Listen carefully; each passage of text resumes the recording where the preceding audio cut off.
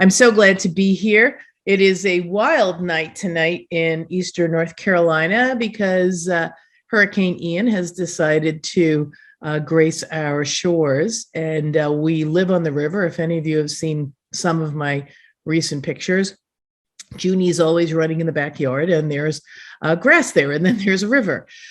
So we're hoping that the storm surge doesn't create too much havoc with Ian, but we are waiting. We actually battened down the hatches and tied everything down and bungeed everything down and covered everything. And we have doors everywhere now. What a deal.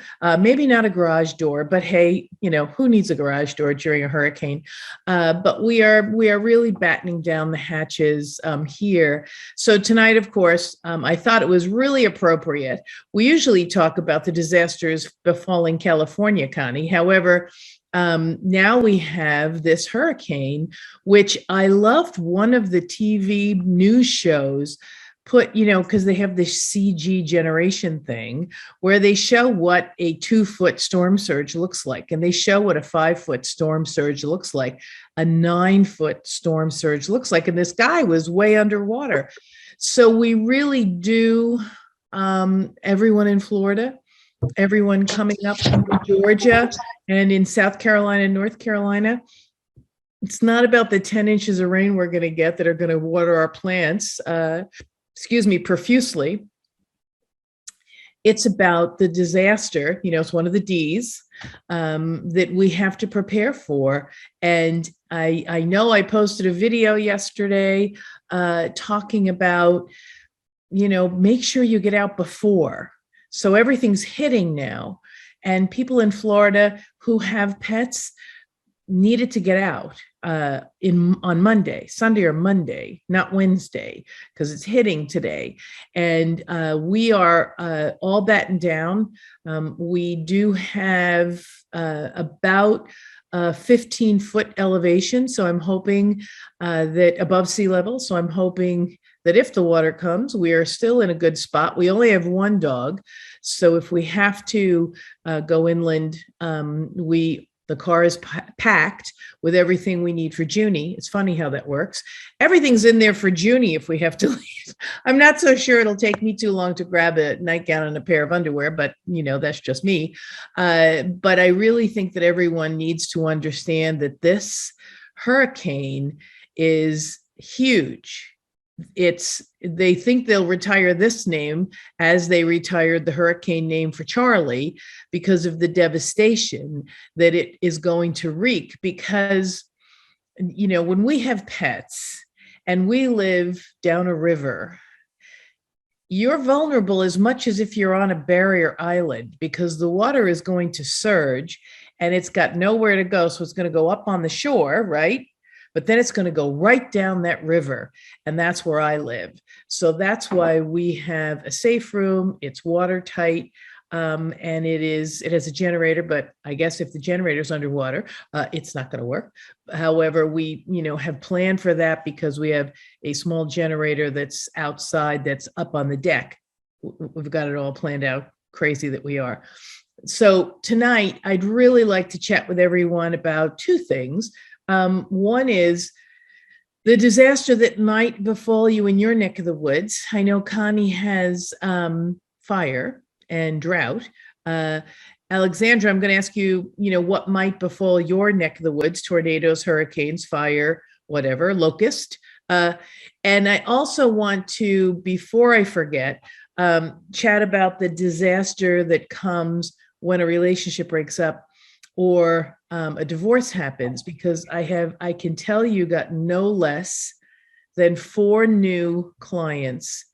And of course, the person with the dog isn't talking to the person who wants to share the dog. And nothing was planned for before the relationship broke up. If anyone listening to this will do me the greatest favor, and they're married or they're involved in a relationship, part of the MAAP plan, address the needs of your pet. So unfortunately, your pet doesn't hate your ex. And while you still like your ex, because he's not your ex yet, or she's not your ex yet, set up something that you can work forward with. It might be the dog walker transferring the dog from one party to another. Understand that the dog doesn't thrive and survive if you really take the dog and never have it see its other person. If you don't want to see your ex, then do vacations, do travel when you travel, one weekend a month or something, but make sure you keep the dog in the life of the other. Some animal behaviorists say, well, then they miss the person all the time. And that might be true, but try it for 3 months. See if it'll work. And if it doesn't work for the person or it doesn't work for the dog, you can readdress it. But you really need to put your big boy and big girl pants on, or big pants on, and say, I really want to make sure that if something happens to me, my dogs will go to Jim. And if something happens to Jim, my dogs will go to my boys, or my dogs will go somewhere. But I've made that plan. And relationship breakups, I have to tell you, are unfortunately, the bread and butter in my office, because people don't think about what's going to happen to the pet when the relationship breaks up. Some of them say, here, you have it. Well, if you're not financially able to care for the pet, what are you going to do, right? What if something happens to you? Where's the pet going to go? We all know that we have those 3 people who are going to take our pets. However, it would be really great if you could share your pet with your ex. You know, there are cottage industries that transfer dogs from one person to another, dog walkers, veterinarians' offices, doggy daycares, doggy taxis. So you really can get your dog from point A to point B, and you want to have all of this in writing, because if in fact somebody doesn't return the dog, because that's always the biggest fear, there's a penalty for not returning the dog. So you build that in, but it has to be something that really works for everyone. So on those 2 happy notes, disasters and disasters, I'd love to check in with everyone. Alex, why don't you start, since you were first up, best dressed? How's everything, and how's your girl? Squeaky, right? Am I wrong? It's Wiggle. Wiggle. It's similar. It's a silly name. Yeah. She's doing really well. She's right here behind me. Girl. Yes. And you had asked about what disasters we might have in where I'm from in Texas. And I think the most common, even though they're not super common still, but would be tornadoes. We've had a few pretty bad tornadoes around here. So your tornadoes because you're in the middle of Texas, not hurricanes because you're not on the coast? Right. Yeah. Yeah, absolutely. Tornadoes are pretty scary. Do you have a safe room in your apartment or your house? I don't. I've never personally been in one, but the town next to me has actually gotten wiped out twice. So I'm, I guess, lucky that I haven't been too close to one. But I guess I should, yes, have a good. Well, I don't know if you live in an apartment or a house. Yes, a small apartment. Okay, so they probably have a basement where you do your laundry, maybe? I have them in my apartment. Okay. I'll have to figure that out. Yeah, you do. It's really good to do it now before you need it, because if you have to go somewhere, you need to know that, like a tornado shelter. But if you have a basement or you have an inner room, sometimes the bathrooms are inner rooms, but if they have a window, that's not considered an inner room. Sometimes you might have a big closet that's an inner room, so that might work. Remember, if you go into a bathroom with a window, it's easy to drag that twin size bed in and cover yourself up in the bathtub. No, it's not. So that's when you pack everybody up, Alexandra, and take off to the local high school, which probably has a place for you and Wiggles to go. And of course, I believe Wiggles is crate trained. So Wiggles will be welcomed with open arms into the shelter. Yes. Yeah, that is a great, you just put together a good part of the plan for me right there. So thank you. See, I do this all week. This is what I do, because it really is important for you to know now, not when you have to look for it. Where is the closest shelter? High school, grammar school, who knows, that would open up? Do they allow dogs? Do you have to bring your crate, bring food for Wiggles and things like that? It's really, really important. I know, Connie, you are without a doubt the most prepared person for disasters, because you live, what do my kids call California? God's Etch-a-Sketch. Yeah, well, in fact, I have lived here now 53 years, God help me, coming here as a teenager from Tornado Alley. And before that, I was born in New Jersey, with hurricanes. So I've done it all. And at any rate, we have always kidded here in California that our 4 seasons are fires, floods, or drought, alternating, right, earthquakes and mudslides, because when you have fires and then the rains come subsequently, there is nothing to hold the ground, so everybody goes sliding down the hill. Yeah. So fortunately, and we also get tsunamis, and I live 10 minutes from the Blue Pacific. Fortunately, 67 feet mean sea level above the Pacific. And checked it on Google Earth. So, I may survive the tsunami, but can't get down the hill, that kind of thing. Yeah. So, at any rate, I have been watching Hurricane Ian, of course, and yes, it's supposed to go out over the water and then make a left turn to you all in the Carolinas. So please stay safe. Yeah, we have buckled down. We have buckled everything down, and we know that if we need to get out, we will. So just tuck us in your prayers. Hi, Jen. How's everything going with the boy face wonder? Oh, everything is good. Yeah, everything is good. He's safe and sound because he's in New Jersey, actually. I'm actually in Florida. Oh, God. Oh, no. Because I came down about 2 weeks ago to be with my folks, and my folks live here.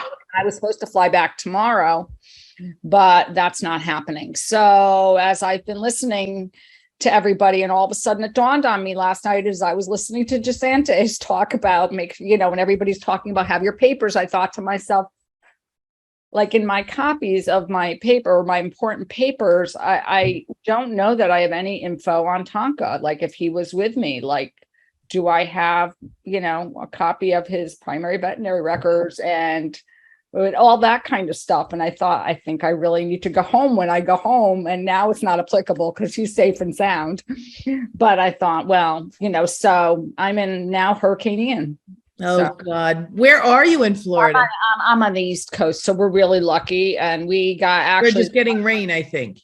Well, actually, it was worse yesterday as far as like we had tornado warnings, which like a tornado hit ground here probably about 4 miles from here yesterday. And so that's really what's been happening. They said that's what the East Coast is going to have to worry about. The West Coast is the storm surge, the East Coast are tornadoes. Yeah. And so that's been alarming on my phone, like every hour, tornado, alarms kind of thing. So yeah. So that's much more what we're dealing with. So for those who are checking in, I see Kathy, you're checking in. We are just telling each other where we are and whether we're in the path of a disaster. And I'm going to go to Sally. Sally, how's everything there? You said your audio's bad, but I hope it's just me and not you. I don't know how my audio is. You're perfect. Okay. Well, we have a different disaster. We have a zillion ticks in the last 2 days. And so I just got back from California. Now I'm back in Connecticut. And that's because it's cold now. And they all want to get a ride in before it gets too cold. Yeah. And all kinds of allergies I've never seen before on both dogs. And I'm like, what's going? But of course, it's 68 degrees here. It's lovely. but there are ticks and autumn leaves. And I'm so glad that my co-owner is coming and can look at Roxy's eyes and Athena's skin.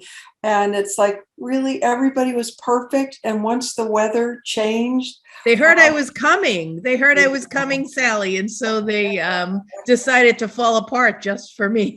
I think so. But yeah, so we're good. You know, it's fingers crossed. And we've got lots of friends who are in Florida. Some left, some are hunkering down with generators and, you know. Yeah, the storm surge is what I'm really worried about. I have a nephew in Tampa and I'm hoping he's going to be okay. Because he, of course, stayed because they're young and they're they're not vulnerable. Indestructible. Yeah, they are. They're very and he's in the Navy, so at least he can swim and drive a boat, maybe.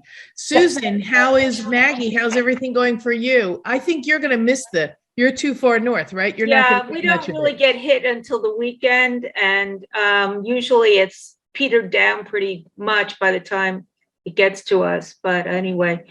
Yeah, Maggie's okay. You know, she's just such a loud barker. And I just got a PEMF device. I don't know if you've ever heard of that, but I tried putting it on her to see if it would help calm her down. And of course, she wouldn't allow me. But yeah, so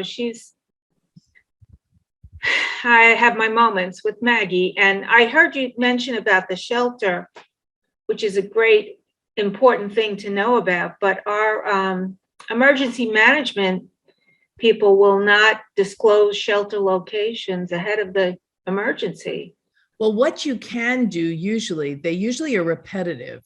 So if they have 2 or 3 open within 5 or 10 or 20 minutes of driving for you, just jot them down, because it's more than likely that they will open those next time. So they don't let you know exactly where they are until they're needed. But usually the same high schools are used, the same community centers are used. You just have to pay attention to the one that's used this time, the ones they open now, and just keep them in the back of your mind. How far away are they? Yeah, I mean, I've never had to go to an emergency shelter. We're so lucky here, this location. I mean, we've never had anything really. I know. Yeah. So Kathy, we usually introduce ourselves, and you don't have to, so don't worry about it. We usually introduce ourselves, say where we're from, what kind of dogs we have, and what we want to know about the MAAP plan, because we are talking tonight, of course, as you could probably tell, about preparing for a disaster that's coming your way. But fill us in, because I know you, but everybody else doesn't. Okay. Can you hear me? I can. All right. I am living in northwestern Montana, which is fire zone, and I have 4 Irish setters of various ages, and you know that, Deborah. Yep. And so I wanted to be in on this during this time because of the fire thing. Yeah. Figured there might be some helpful hints. Well, I'm so glad you're here. So Kathy's a longtime friend of mine. She has red dogs. So of course, not to make anyone else feel bad, but red dogs do rule on this call, because we have 3 people with red dogs and 1 person with an Irish kind of dog. So, there we are. We're really parochial here. But Kathy, when we were talking about disasters before, we always, and I'm going to let Connie bug in too, because she is in California, another big fire risk. The thing to always have packed and to actually repack it every 3 months, because you want to rotate that food through your system so that it doesn't get old, but that it's ready to go, that you don't have to scoop out your dog food while you're trying to get out the door. You really want to have it to go. I have it to go I only have 1 dog now. I used to have, last week I had 3. I used to have 2, but the 2 of them went home with their other owner. You really want to make sure you have their medication, heartworm and tick, or whatever other medication they might have handy to go, their food handy to go. Always have some great treats in the bag, just in case they're nervous and they're not eating. I know all of your dogs are crate trained. Some on the call, their dogs aren't necessarily crate trained. So I try to suggest that feeding them in their crates or giving them treats in their crates is really key, because if you have to go to a shelter, God forbid, because the fire is turned direction and is heading toward you, your dogs will be allowed in. And of course, finding the shelters where you can go, if you can go in your own neighborhood. And also because you're like Connie shows Wheaton, soft-coated Wheaton Terriers. And she's sort of my star pupil, because she made her MAAP plan with me, probably 3 years ago, maybe longer. I forget time because of COVID. However, she really has made a plan with people near her home that she can either go with to ride out some emergency, or that they would caravan together and go further inland or upland or downland to hotels or some other member. We're very lucky we have members of the club that we could call up and say, by the way, I have to leave Montana, can I come to Colorado? We can do that. Most people on this call usually can't, because they don't have the crazy people like we do who would accommodate 4 dogs coming into their home. But these are the kind of plans you have to make now when the fire isn't burning at the doorstep. So you have to call the people who it would be that would help you out if, God forbid, something happens to you. So tonight, when you hang up from this call, I know all of you are going to go crazy because I'm going to do it again. Write down the name and number of 3 people to call in the event something happens to you, because you do not want your dogs to go to animal care and control. So you have to have it visible. If you don't want to put people's numbers up on your door or on your refrigerator, then put up a sign that says, the people who will care for my dogs are in the yellow file, the red file, the green file, whatever, on my counter. These dogs are not to be taken to animal care and control. Call these people. And of course, I always suggest having a very nosy neighbor. I had several in Pleasantville who would tell people not to take my dogs, that they have a piece of paper with the 3 names of the people who they're going to call to take care of the dog. And also that piece of paper is in the house for emergency medical techs or ambulance drivers or whomever or even animal care and control to call. Because during COVID, a lot of pets were taken out of the home. And if you aren't able to answer your phone, dogs are only held in animal care and control between 5 and 7 days, depending on where you live. Then they go to a shelter or a breed-specific rescue. And if they are adopted, you can't get them back. So we never want them to enter the system if we can help it. So what you need to do is make sure that for the emergencies and disasters, that you have places north, south, east, west to go to get away with the dogs. And thankfully, Kathy, you and I have many people north, south, east, west who we might be able to call and say, hey, if something happens to you in a disaster, this is what I did in Pleasantville during COVID. I put 3x5 cards of the neighbors' mailboxes who had dogs. And I said, if something happens and you need someone to take care of your dog, here's my name, here's my number, here's my address. I'm happy to help. And they all came to my house and said, thank you very much. We never even thought about that. And we're happy to help you too. So I was able to get the names and numbers and addresses of people who I could call in the event or who could be on my list to help, because you need that immediate help right in your neighborhood. And then you need the long-term help that comes with making a plan. So we want to plan for disasters, which means hopefully you get out before it happens. But as you and Connie both know, these fires shift in a matter of minutes. And right, Connie? I mean, the fires shift and you have to be ready to go. Absolutely. And Kathy, I live in Metro Los Angeles. I live on the Palos Verdes Peninsula, which there are 4 cities on our hill. I live in Rancho Palos Verdes, which is the largest incorporated municipality in the state of California that is in a high fire danger area. And I back onto a very woody canyon. So just to give you, my tips or my tricks of the trade, my dog crates, I have two Wheaton Terriers, mother and son, as Deborah mentioned. They are 8 and 3. Their crates are in the car at all times. A case of water is in the car at all times. A set of leashes and poop bags in the car at all times. And then I have emergency stuff, like Deborah said, you need food, you need other things staged. I have it in the garage where it's grab and go. There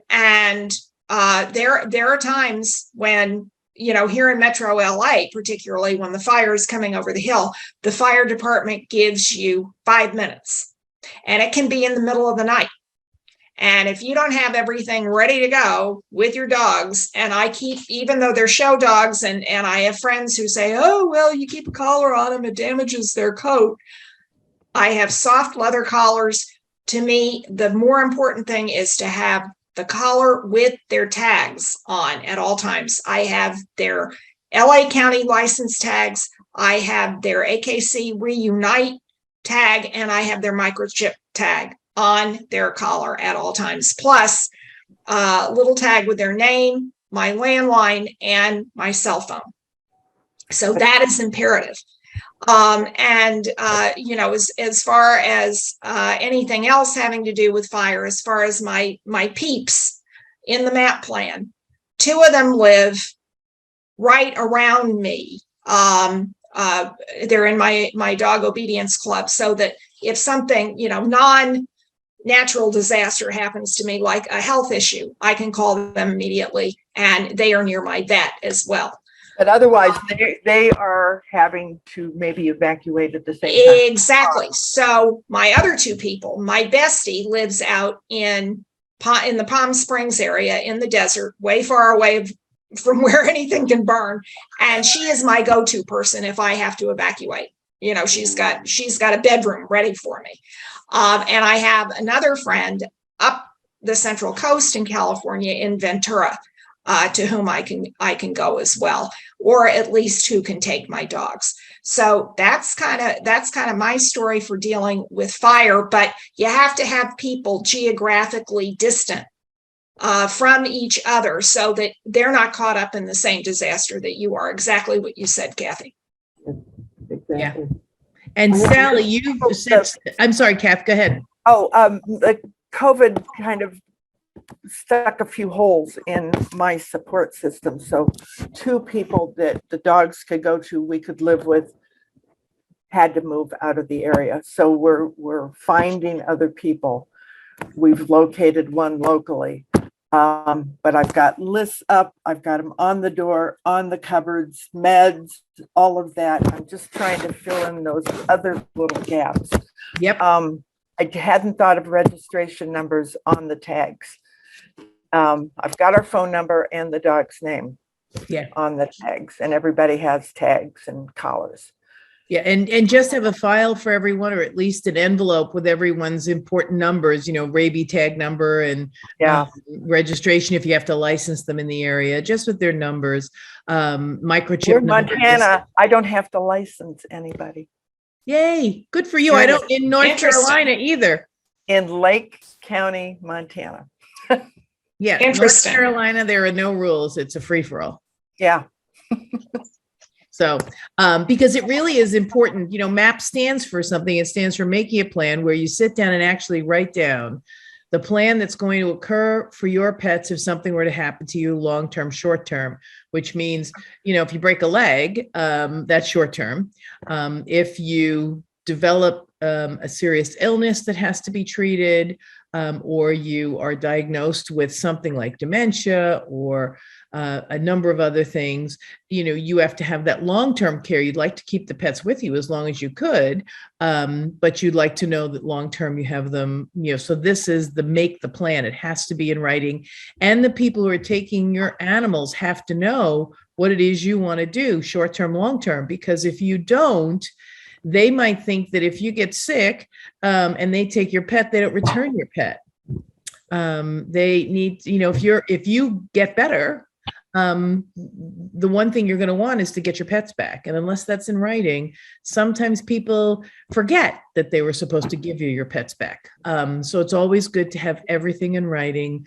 Let everybody know what you're willing to do for them and have them understand what you're willing to have them do for you, because it's really important. So that's make a plan. Then you have to address the needs of your pet, which you said, which was great. Make sure you have their medication when their heartworm is due. If they're on special medication, let you know what they're doing. If they eat special food or can't eat special food, they're afraid of thunder, they're not afraid of thunder. They like other dogs, they don't like other dogs. Cats are okay, not okay. Those are the kind of things that you want to write down. So if the dog is there short term or a longer term, they'll know, what the dog is good, in what kind of company. And when you're finding caregivers, it's great to have caregivers who are willing to read what it is you want them to do. That's always very helpful. We all know that in the dog show world, everybody knows how to take care of Wheaten Terriers and Irish Setters, but we take care of them differently. So if you want something particular to be done, make sure you talk to the person about what you'd like to have done.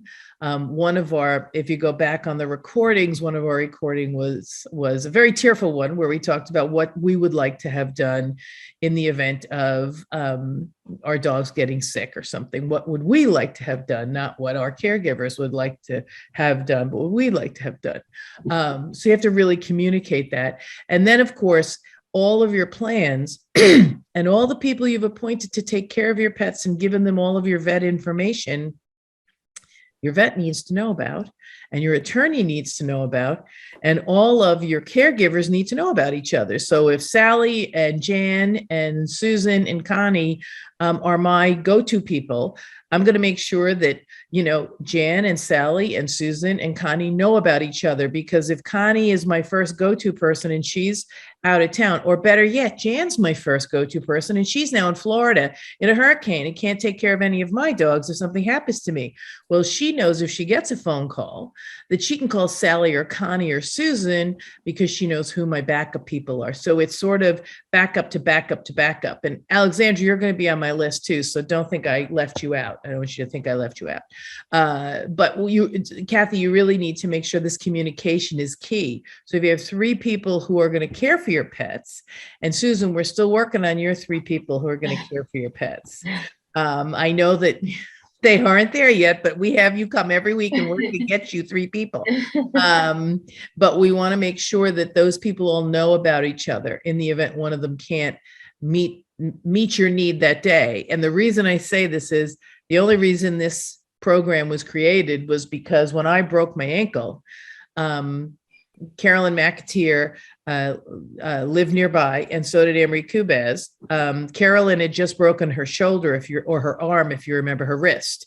And Anne-Marie had just renovated the kennel and there was no room. So the 2 people who I was going to give my 9 dogs to when I broke my ankle couldn't take them. So you really need to make sure you have 3, and only one can be a family member, because if you're sick, you're the one hurt. I mean, Jim will take care of my dogs. However, if I'm hurt, Jim isn't taking care of my dogs. It's just not going to happen. So let me ask everybody, what is your thoughts about disasters and making sure that you have created that go-to person? I'm going to start with Jan, because you're in Florida and you're not even with Tonka. God forbid you're stranded there. Is your plan in place that your caregiver is going to be able to stay with Tonka? Yeah, actually, Tonka's at her house.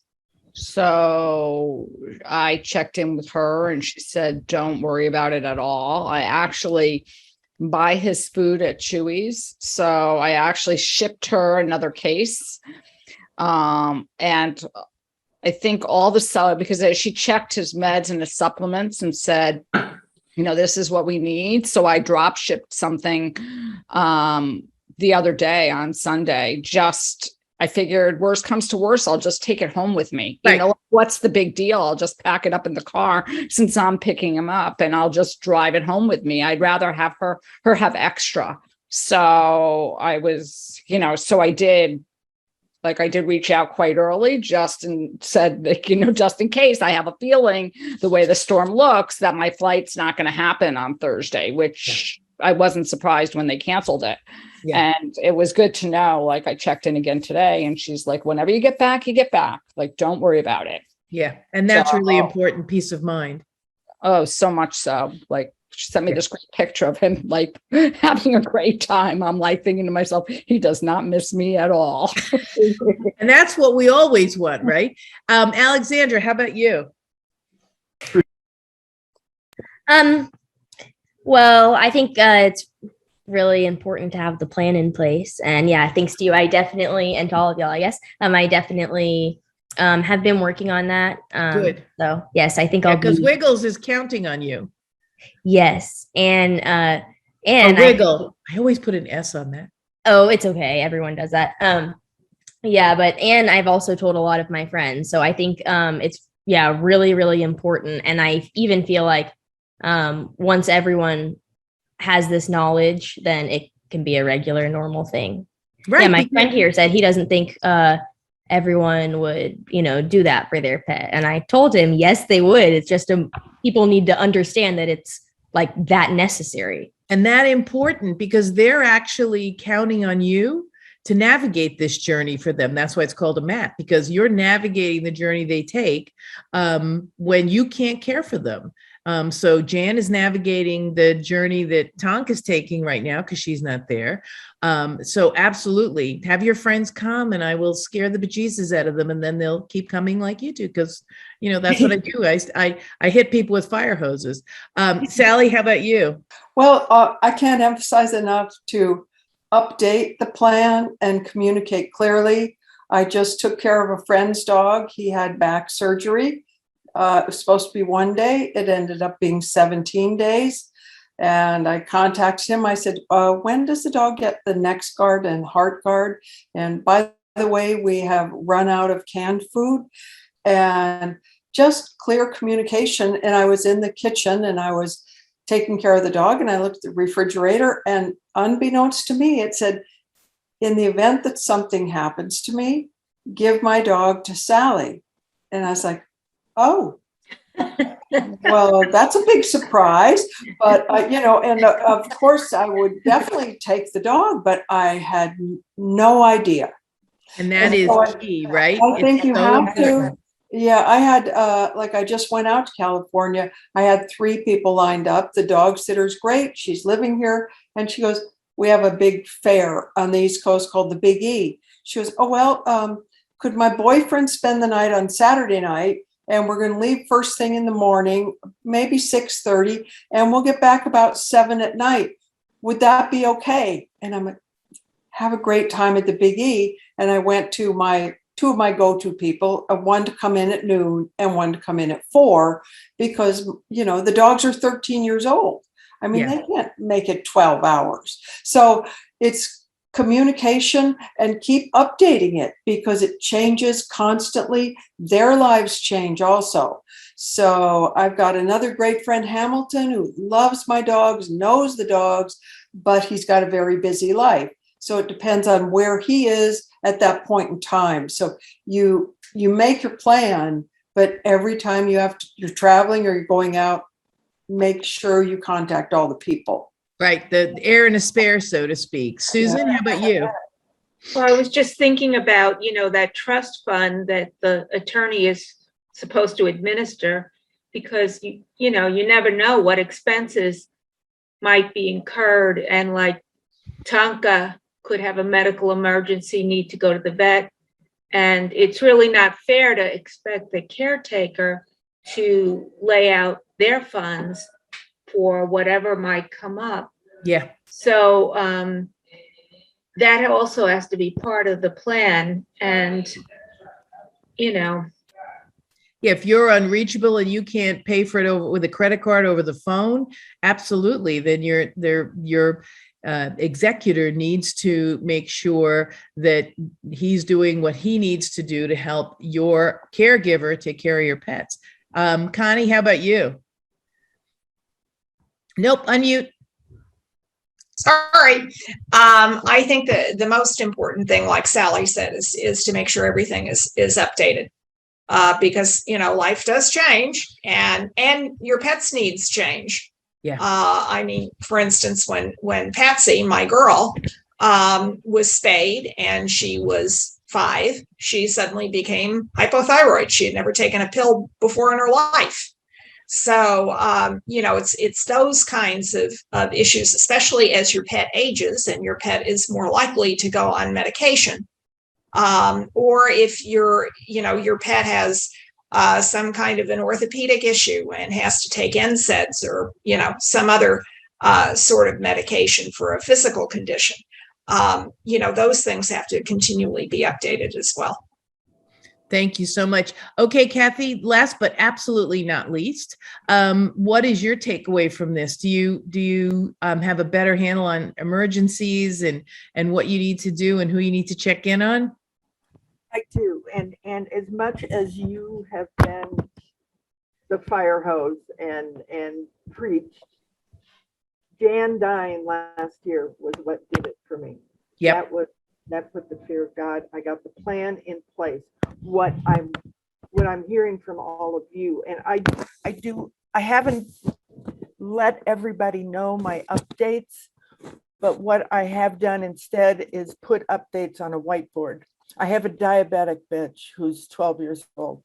And so her meds change sometimes daily, sometimes twice a day. And so I can't always inform, but I've got a big whiteboard on the refrigerator and that information is on there. And I've got a boy who's got IBD, and so he's tricky. Yeah. We had a dog sitter while we were at the National in Greeley. We had a dog sitter. She's been a family friend forever. And she lives 3 hours south. She had a good handle, has owned and shown Irish setters for all of her life since she was a teenager. So that part of it is good. But I have not contacted an attorney yet. And that's the last missing piece for me. Yeah, you definitely need to make a pet trust so that if something happens, I always say, you know, all the attorneys put all your directives in your will. The only thing that goes wrong is if you don't die, because then those plans don't come to fruition. So if you are unconscious or have a stroke or have dementia, then those plans don't come into fruition until you die. So you have to have something outside the will that will pay people in the event you break something or, God forbid, have some disease that's being treated. And you want your dogs to be cared for. You probably want to see your dogs too. So that's really important. And you really do want to also let your vet know who your caregivers may or may not be, especially with a dog with diabetes and a dog with IBD, because if you're away, the woman who comes to watch your dogs really needs to be able to go to the vet with him if she has to. And vets are not supposed to, they often will, but they're not supposed to treat your dog unless they know who the person is who's bringing your dog in. So it's always good. All of the information that we gave to everybody else, and that's in a file with each of our dogs. Yeah, perfect. That's perfect. So if you have 3 caregivers, that's great because I've got more than 3. Perfect. But I'm looking for somebody who's right here now. Who's local, nosy neighbor. So look at the vet techs at the vets. You know, look at local. I don't know. You know, our dogs never go to kennels, which sucks. And I actually went to a kennel here in North Carolina. Yeah, but no, we have our own kennels, right? One of our neighbors could come in, put our dogs in kennels and take care of them there. I mean, that's possible because we left 5 kennel runs up. Yeah. So that person who could come in and just be that first person while they wait for the woman who's 3 hours away to come, if she's the go-to person, that's a key person. And I've got other members of Flathead Kennel Club who all are aware. They're not in the immediate area, but they're within an hour. So we're so glad everybody's here tonight. I'm of course over time because guys, I talk too much in my apologies. But I'm so glad everybody is here. Please kiss your babies for me. So Wiggle, kiss Tonka, kiss Mr. Casey and Miss Patsy, and of course, Athena and Roxaroni Puxatoni, who I will see in a little less than a week, a little more than a week. And then, of course, last but not least, Susan and Kathy, you didn't give us all the names of your dogs, but you'll have to if you come back next time, because I send kisses to all of them. It's what we do here. So welcome, everybody. Remember to keep those that information current. If you're in the eye of the storm, make sure you're ready. I've got the food packed up for Jupiter, Poopiter, and we're ready to go if we have to, but hopefully we will not get the rain surge. I am going to tell you all that in 2 weeks, I think it's the 5th of October. Oh no, sorry, it's the 12th of October, not the 5th. I will be here the 5th. I will not be here the 12th because I'll be speaking in New York City at the New York City Bar Association with the Honorable Matt Cooper. We are going to talk about something I talked about earlier today, which was divorcing with pets. There are a lot of laws going into many states about a judge taking into account the best interests of the animal. I think it's a bad idea. That's just me. I think the people should really work it out so that the pet gets to see the ex, because unfortunately your pet doesn't hate your ex, just you do, and they hate you, and so that's the deal. However, if something were to happen to you, who would the pet choose to live with? Your ex, unfortunately, most of the time. So let's, I just want to let you know, because last week, I apologize, I wasn't here and I didn't think ahead. I was with my husband. He was getting an award in St. Louis. And so it was a big night. And he wondered why he was getting an award, because there were neurosurgeons and all sorts of big muckety mucks, and a juggler for Cirque du Soleil was getting honored. So it was like a whole menagerie of people, and it was wonderful. But I apologize about not being here last week. I will be here next week. I won't be here October 12th. And I am so grateful all of you are here. I look forward to chatting with you. And if anyone wants to take the lead on a conversation because they think of something really important, as Jan did when she talked about the herbs and the scent of things that will help our animals live a better life, just let me know. I want to facilitate this community to be able to share information we have, as well as having to listen to me all the time. It could drive you nuts. So anyway, I love you all. Take good care. And until next week, this is Deborah Hamilton, ADR, North Carolina. And of course, my wonderful Why Do Pets Matter podcast and my MAAP community. Take care.